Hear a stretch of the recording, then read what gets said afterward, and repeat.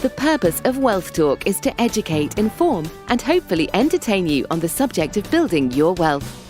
WealthBuilders recommends you should always take independent financial, tax, or legal advice before making any decisions around your finances. Welcome to episode 45 of Wealth Talk. My name's Christian Rodwell, the Membership Director for WealthBuilders, and I'm joined by the founder, Mr. Kevin Whelan. Hello. Hello, Chris. I'm not here, but I'm really here in spirit, aren't I? But in truth, we recorded this before I went away from your little hall, didn't we? Yeah, we joked at the end of the last episode where we had Dave Pearce talking about selling a business. That was really good. And we've got a special guest today, which we'll be heading on over to that interview in a moment. But we're starting to transition slowly from business over to IP today, which is intellectual property. Tell us a little bit about the intellectual property pillar, Kevin, and why perhaps this is an asset class that, dare I say, is really evolving with the onset of the digital age now. Oh, absolutely. I mean, look, if you think about intellectual property, in truth, it's an idea, or it's a combination of ideas, or it's a brand. It's something that is easy to see, and then you own it. And then from the ownership of that, then you get a value from it. So let's take some simple examples. Let's be clear about this also, Chris. Not everybody's going to make a fortune just from an idea. J.K. Rowling, brilliant, made a fortune, and that's great. Not everybody's going to write a bestseller. But dare I say, everyone has the potential. I think everybody has the right to become an author, and that gives them authority to be able to potentially make money, but not everybody's going to be a bestseller, okay? So we're not trying to mismanage expectations here and say everybody should have a big focus on IP, but everybody has it and certainly has the potential to do it. So it should always be part of the wealth building process and thinking about it, because you can create IP at any time. But usually IP comes as a result of some experience or some, yes, you can get instant ideas like, my Noddy Holder story, who wrote that horrible Christmas song, but it still makes him 600 grand a year. Who can argue? Brilliant. However long it took to write a song, it plays every Christmas and everybody listens to it and he makes 600 grand a year. That's IP. But it's different in other ways, so we've got certainly famous people who've got their own, what we call sort of intellectual property rights, or their branding rights. We had David Beckham a long time ago, and I'm sure the Markles, the Sussexes will be branding themselves very soon as they move on to their own independent living. I wonder if they'll come on our Wealth Builder course. We'll put a call in. Shall we? And would it be fair to say we talk about wealth dynamics, understanding obviously what gets you into flow, that often it's the creatives that would be artists or musicians, and typically in the past would have created IP out of their creativity? I think that's a natural assumption to believe is true. However, as we'll hear from our guest, that sometimes creativity can be the root of IP, but in many other cases it's the culmination of good work done building other assets, and that because you build them, you then have the right to create materials that other people would want to use. And we can see that in books, in trainings, in courses indeed.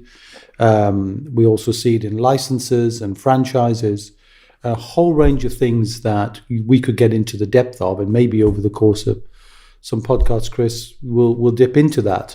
But, I can't wait to share a little bit of information from our disruptive colleague. You want to tell more about that? Because you've known him from the past as well. I have. So I knew Rob when I was actually still working, and I was starting to look at property investing, and did some training with Rob. Okay. And we're talking about Rob Moore here, the Disruptive Entrepreneur, the co-founder of Progressive Property, one of the UK's largest property training companies. I think he'd say it's the largest. He's the author of a number of Amazon bestseller books, 2 podcasts now, public speaker. Right. He really is a man who understands how to build wealth in multiple pillars. Yeah, exactly. And he's got, the IP, and the IP doesn't come from doing nothing. The IP comes from, as I said, you have to achieve something, and then you have the right to share that IP. But why don't we just go over and have a listen to Rob and see what he has to say about business, about IP, and about wealth building in general. Okay, let's go. Rob, welcome to Wealth Talk. Great to have you on here today.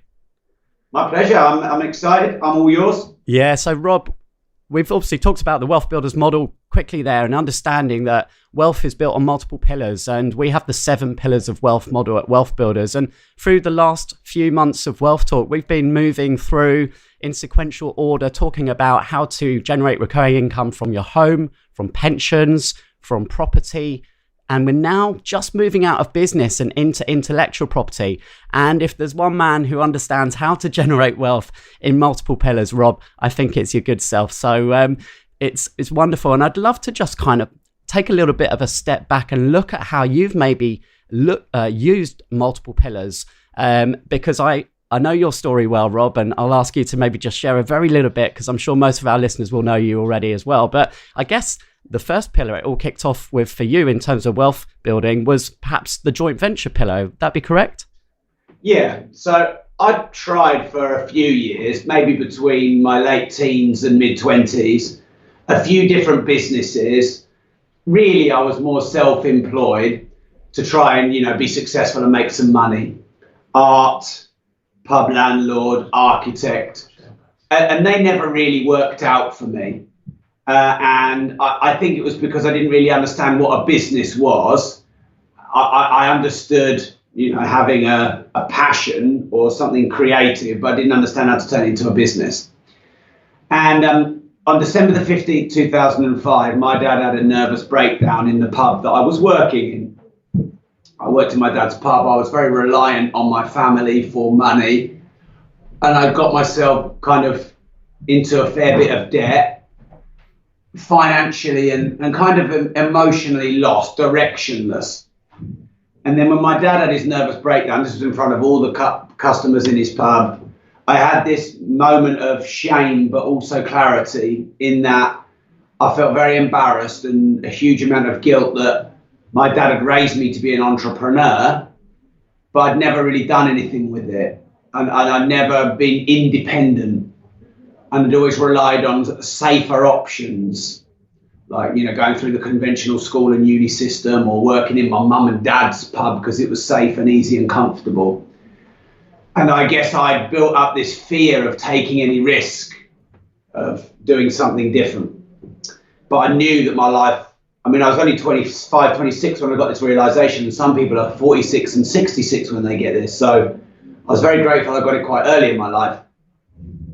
But in that moment, after my dad's nervous breakdown, got sectioned, got put in the mental institutional part of the hospital for a long time, I really strongly reevaluated, through a lot of emotional pain, what I wanted to do with my life.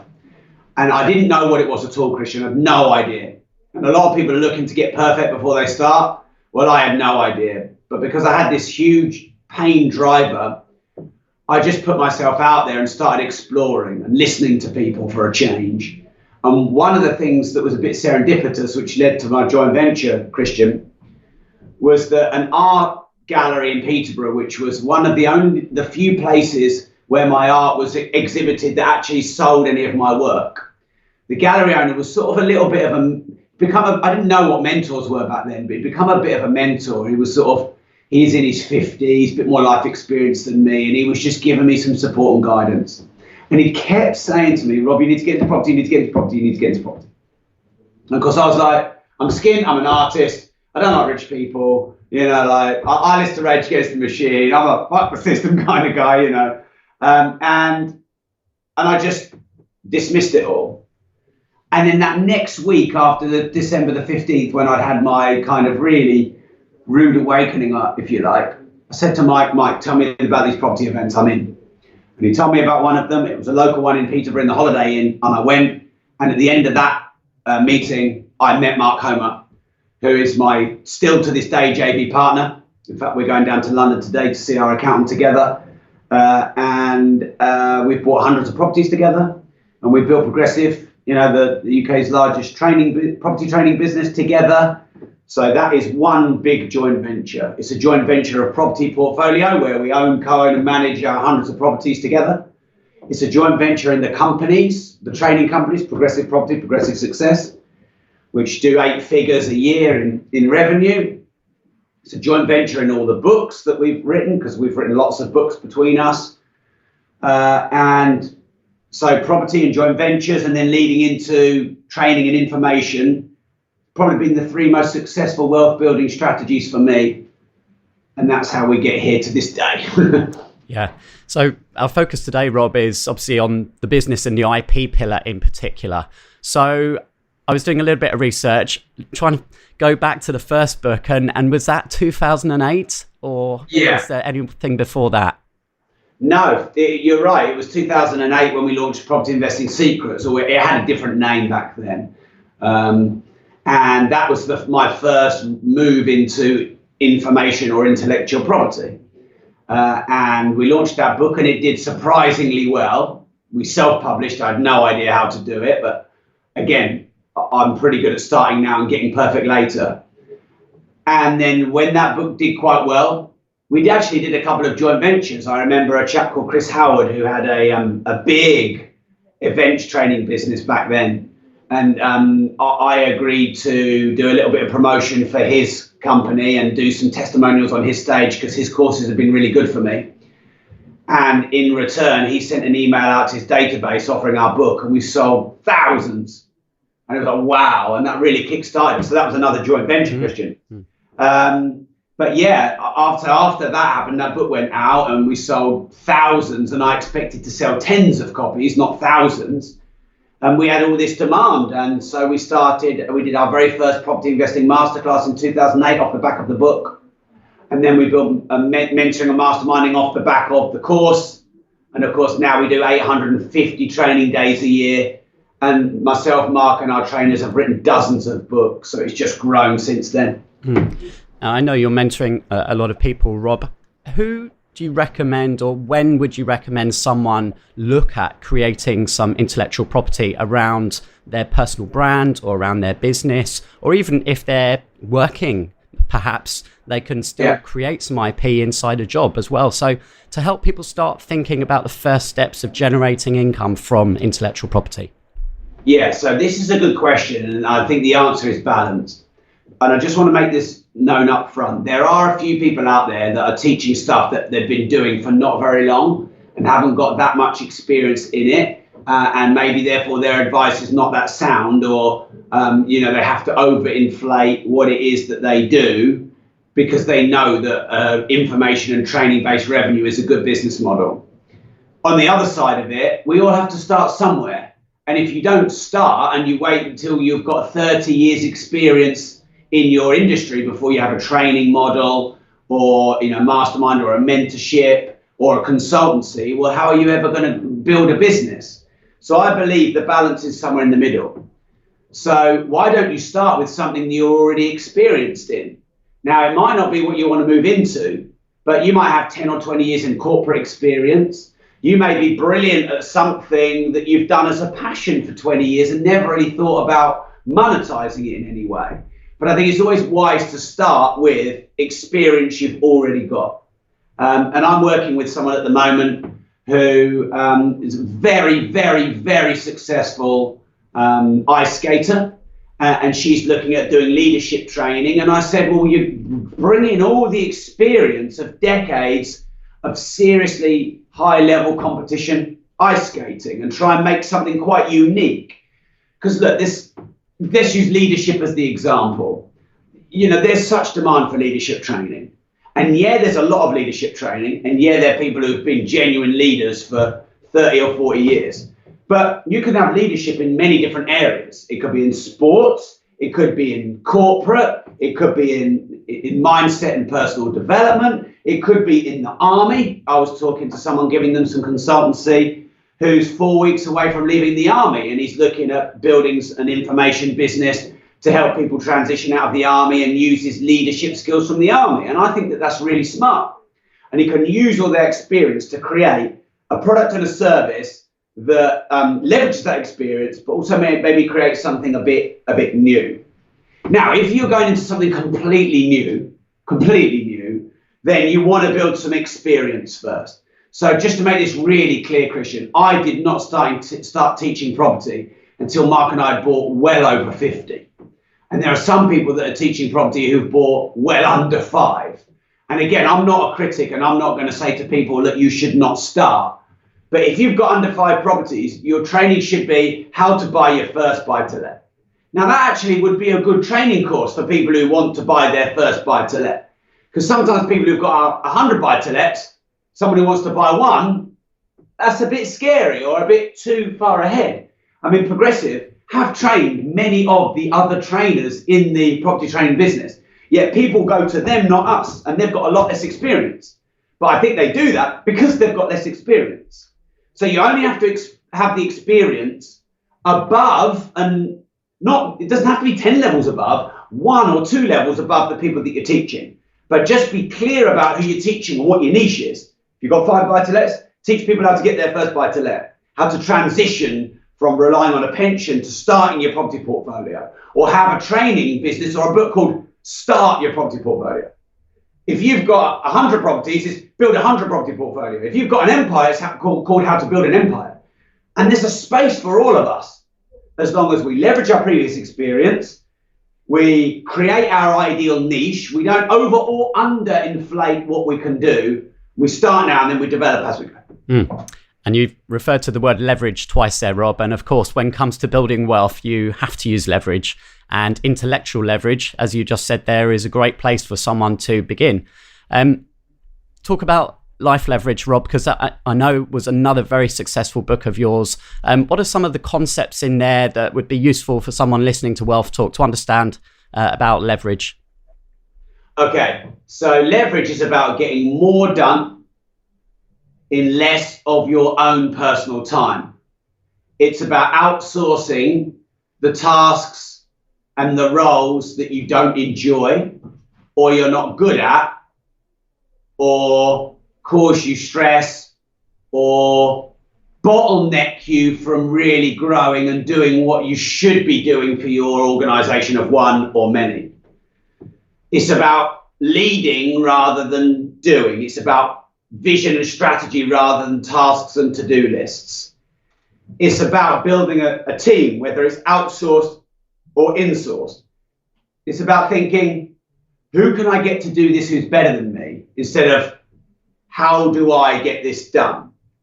It's about not getting to capacity personally where you get overwhelmed, overworked, stressed. It's about creating scale without relying on you for the hustle and the grind. So it's about letting go to grow. They would be the core concepts of the book, because I think many of us who are of my generation, I'm 41, and my dad's generation, who's 75, especially my dad's generation, it's like hard work equals success. But in the modern day world, there are kids in their teens and early 20s who've got YouTube channels that generate 10, 15, 20 million a year. There's kids of 8 years old who's got that. There's these people who play computer games. One guy won, it was in the tens of millions for winning, what was that game? I forget the name of it. It's a very famous, begins with F, I think. Fortnite, that's the one. Thanks, Louis, at the back there. And so, you know, there's all these outsourcers and virtual assistants, and there's the software and systems and apps and social media and Facebook groups and WhatsApp and all these things you could achieve more with less of your own work and grind. And they are the things that life leverage covers. It's also about outsourcing your cooking, your cleaning, your driving. I've got a driver that takes me around everywhere, and to a lot of people, they think that's an opulent luxury. When in reality, if I pay him 200 quid for a 300-mile round trip, but I get 1,000 quid's worth of work done, and I get there rested and unstressed, that actually has a financial and emotional and time upside benefit. So it's about thinking not just about the cost of something, but the opportunity cost. And it's about preserving time at all costs. That would be some of the concepts. Absolutely. And we've just done a kind of end of year survey with our members, Rob, and time, it always comes up as a challenge for people. And one of the great ways to leverage your time, of course, is to listen to podcasts. So you can be learning whilst you're, in the gym or traveling. And I know podcasting is very close to your heart, Rob, and you've built the Disruptive Entrepreneur brand. And how many downloads? Give us some stats on where you're at with your podcast at the moment now, Rob. I have millions of downloads as opposed to hundreds of thousands or tens of thousands. We reach 202 countries. I was told by someone in my team, Rob, there are only 180 something countries, but not according to Omni Studio when you look at the stats. So there are clearly some countries that people haven't heard of. Tens of thousands of listens a day. The Disruptive Entrepreneur has been brilliant for my brand. And podcasting for me is, I really enjoy it. So I don't have to think twice about being on your show. Obviously, Christian, I've known you for years. So that makes it nice and easy to decide. It's such great leverage. I mean, you talked about leverage before. But how else could I reach 202 countries without a podcast? Well, I'd have to have a bloody expensive around the world ticket, and I'd have to take 2.5 to 3 years out of my life to go to one country every week to achieve that. Someone even said to me once, Rob, you do all these public speeches, and I've spoken in front of thousands of people at an event, one event, thousands of people. But he said, in one day, your podcast gets more listeners than you could fill a stadium for a public speech. Well, that's a good point. So there's fantastic leverage for the business owner, the provider of the podcast, but also, like you said, for the listener, because they can do it in the car, on the run, walking, on the train, on the plane. So you can get that net time leverage of dead time becomes productive time. So we're talking about intellectual property, Rob, and of course, generating income. Now, many people who will have a podcast will use it as a promotional purpose, but is there a way that you can help people to understand how they could potentially turn a podcast into a wealth building asset as well? Yeah, I mean, there's different ways to monetize a podcast, Christian, and that's all based on your vision. So up until probably episode 400, we never ran a single ad because I didn't need the money. And so I didn't want people to think I was doing the podcast for the money, because you listen to some American podcasts, and I'm a big fan of American podcasts, but some of them run 5 ads, or the first episode comes out and they run 3 ads, and it just doesn't quite seem to add up. You're supposed to be the most successful people on the planet. But then, of course, I don't begrudge anyone creating extra income. It's smart. But now we have Blinkist as a sponsor. I always said I probably won't have any ads. And then when I changed my mind, I said, well, if I'm going to have ads, it's going to be something I've got to believe in. Like there's some podcasts that run ads for mattresses, and I'm never going to do that because my podcast is about business. So, we get a lot of money per episode. If I give you the stats generically, and this is way above industry standard, Christian, but you can get about £100 1,000 downloads. In fact, you can get £110 per 1,000 downloads. I know, because I've achieved those numbers. That's a lot. I mean, if you get 10,000 downloads, which is not that hard for a podcast, that's £1,100. And you'd probably get that on an episode on a day, even if you're not the biggest podcast in the world. You're just in the lower medium echelon. And of course, over the lifetime, that might get 50,000 downloads, and you've earned £5,500 for an episode you did a year ago. So that's one way. Another way is to do the trickle-down revenue effect, Christian, which is to just do good content, and people will naturally Google you and find you on Facebook and find you on Instagram and find you on Amazon and find you on Audible, and they'll find your books and they'll find your Facebook groups and they'll find your seminars and they'll find your products. And this is a fact packet calculation, so don't quote me on it, but I reckon it's more than £3 million, maybe £3.5 million in trickle-down revenue we've accidentally generated from the podcast, The Disruptive Entrepreneur. So that's another way to generate revenue. You can do partnerships with people. You can actually be a guest on other people's podcasts and, get good reach that way. And then they find your podcast and they go and do the trickle down effect. You could get on Luminary or a paid platform and get revenue that way. You could send people to a Patreon or a Facebook supporters and ask your listeners, hey, look, I don't ever want to run ads because that's not my style. But if you love my work, would you mind joining my supporter program for £3.49, or would you mind giving me some stars, or would you mind going to my Patreon and just making a small donation so that we can continue to grow the podcast? And people earn tens or hundreds of thousands of dollars a month just doing that. Now, of course, caveat, Christian, that doesn't happen on episode 1, and it usually takes time to build a good brand and a good podcast. But if you build a good podcast and you're consistent, that will come. Now, I need to tell you one more thing just to finish this question. The knock-on effects of my podcast have been vast. So I have many celebrities who follow me. I was actually, one of the guys who I mentor is Kevin Clifton, who's on BBC Strictly Come Dancing. He's a massive celebrity. And he found me through my books and podcasts. He's a fan of my podcast. And he was on BBC This Morning talking about how we'd helped him with his podcast and I'm his mentor, which is obviously a great thing. I get recognized everywhere I go for being a podcaster. That's kind of ironic because you can't see my face when you're podcasting. And I'm, for 10 years, building an 8-figure business, like 10, 15, 20 million a year, give or take. I'd get recognized once a year for being the founder of Progressive Property.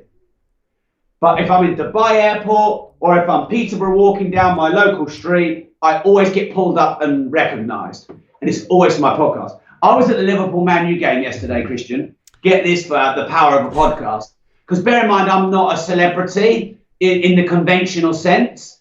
So every time I get recognised, it kind of feels good and fun.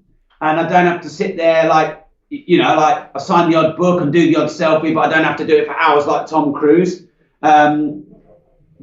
I'm just a normal guy who's done a podcast and built a business. But I'm there at the Liverpool game. We're at hospitality, the Liverpool Man U game. And some guy came up to my table. And Bruce Grobbelaar, by the way, he was there as the, because in hospitality, they have a legend that comes in every game. And it was Bruce Grobbelaar, who I love Bruce Grobbelaar. And the guy comes up to me while we're eating. He says, sorry to interrupt. He goes, you're Rob Moore, aren't you? And I went, yeah. And he goes, I knew it was you. I don't know what you look like, but I can hear you because I listened to your podcast. And he said, look, I'm a massive fan. I love Bruce Grobbelaar, but I'm more interested in meeting you. Blah, blah, blah. I love your work. By the way, I have hospitality tickets all the time. So if you want to give me your number, I'll hook you up with a load of hospitality tickets for the Liverpool games. I'm like, I don't need to earn any money on a podcast. That'll do me. No, that's brilliant. That's brilliant. You mentioned the Facebook supporters program there, Rob, which I know you're a kind of early invite into that program. Just another example there of how intellectual property is just expanding and growing, and the opportunities are just, so large now for someone. Yeah. Where perhaps if we look at property, which has had some challenges over, recent years, hasn't it? In terms of building wealth, and for someone who is starting right at the beginning, why would you recommend business and IP as a really exciting asset class for people? Well, look, I love property too. So for me, this is not an either or. This is an and question. I know it is for you too, Christian. What I love about IP, information, premium content, your life's work that you put into courses, masterminds, mentorships, books, retreats, franchises, systems, manuals. There's apps. There's so many different forms of IP. The reason I love that business model is because personal brand, the concept of the personal brand is huge at the moment. The social media platforms are all reducing the friction continually for you to get out to millions of people for free. They're creating all these new features like Facebook Stars, Patreon, like the Facebook Supporter Program, ways to reward good content providers with money. So we're almost on trend and at the right time in the history of the world to create information. Also, human beings are busier than ever, are more overwhelmed than ever, and so need education and information to reduce overwhelm, A lot of people don't want a full-time job for the rest of their career anymore. They're looking for their own side hustle or their own business. And what do they need for that? Education, information, mentorship and guidance and support. And you get to express your passion and turn it into a profession. So there's a lot of wins there. There are. So finally, Rob, is there anything I haven't asked you about the world of business? And well, that's a lot we could talk about business, but in particular, intellectual property, before I let you go for today. Well, look, we could talk forever, Christian, and I appreciate the interview and the time. So if I could pick one thing, I'd say I'm seeing this as an exciting trend, and that is the phoenix rising of premium content again. So if anyone can remember the 1980s, you look too young for this, Christian, but humour me. But in the 1980s, it was like everyone was a consultant and no one would open their mouth unless you paid them a fee. And if you think of 2017, it was the opposite, where no one could get paid for information and all information was either on Google or Facebook groups or forums or Reddit or Quora or Medium or blogs or you name it. And so the pendulum had completely swung. At 1980s, just pay me. 2017, I've got to put out tons of hours. And Gary Vaynerchuk is telling me 47 pieces of content a day for years to be a success. And now it's swinging back because now there's Facebook supporter program, there's Patreons, there's Facebook stars, which have just launched. I'm one of only 20 people in the world currently to have this feature. You're going to get paid for content now. There's Luminary for podcasts. There's Netflix for TV and information. There's like it used to be just Sky and BBC, and now there's all these different. There's Audible. There's so many different premium content providers. There's Blinkist, short bits of summaries of books, and this trend I believe is on the rise. And I'm really excited because if you want to put content out there, if you want to turn your passion into a profession, if you want to create IP. And you want to train people and be a mentor, a coach, run courses, create information, you're in the right time, the best time ever to get paid for it. And that would be a trend I would encourage people to hotly pursue if you want to create an information marketing business.